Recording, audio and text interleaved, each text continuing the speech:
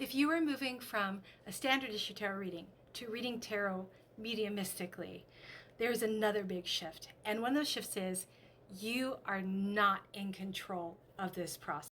Hey, I'm Jenna Matlin. I have been a professional reader since 2012. I published some books.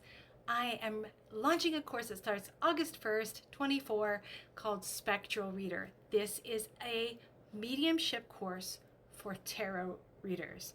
But let's get into the control piece. One of the big changes is, as a tarot medium, you are far less in control of the process versus you being a standard tarot reader. So here's an example. Say someone comes to you and they go, I'm really in this inheritance dispute with my brother and it's really making me so stressed out.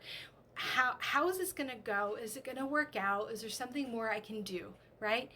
You should be able to reasonably give this person some clarity and advice around that topic. However, with a tarot mediumship session, you could ask that, and the spirit that's coming through is like, you know what? I so don't give about that money.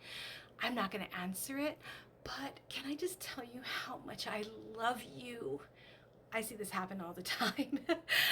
And so that's the difference, that with one, we have a bit more control of the deliverables of the session.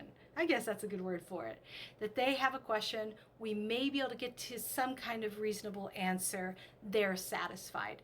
However, in a tarot mediumship session, the deliverables are up to who we're contacting, and we have no control over that. And that's a very different shift to make, because if you're like me and you're a bit of a rescuer, like I am a reforming rescuer, let me just say, it's hard to hold that someone isn't getting what they need in a session or that they're disappointed.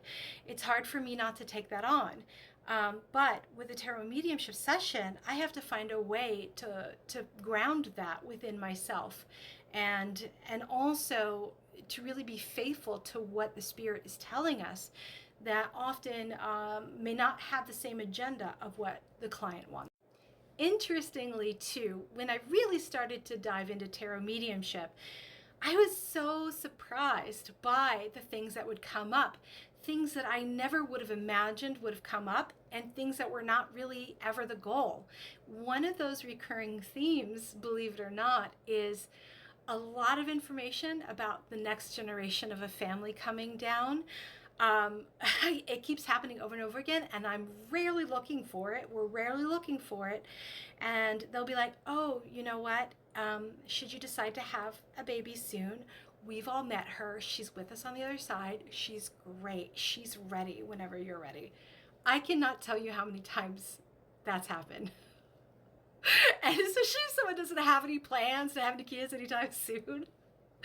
But you've got to say it. If it's coming through, that is what you need to say.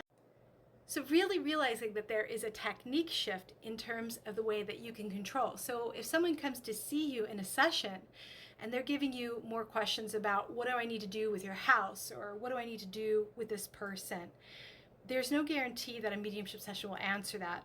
But maybe we can with a standard tarot session. And that's what makes being a tarot medium so amazing and awesome. You can do both, and you can do both really, really well, and you can make recommendations based on what you see works consistently.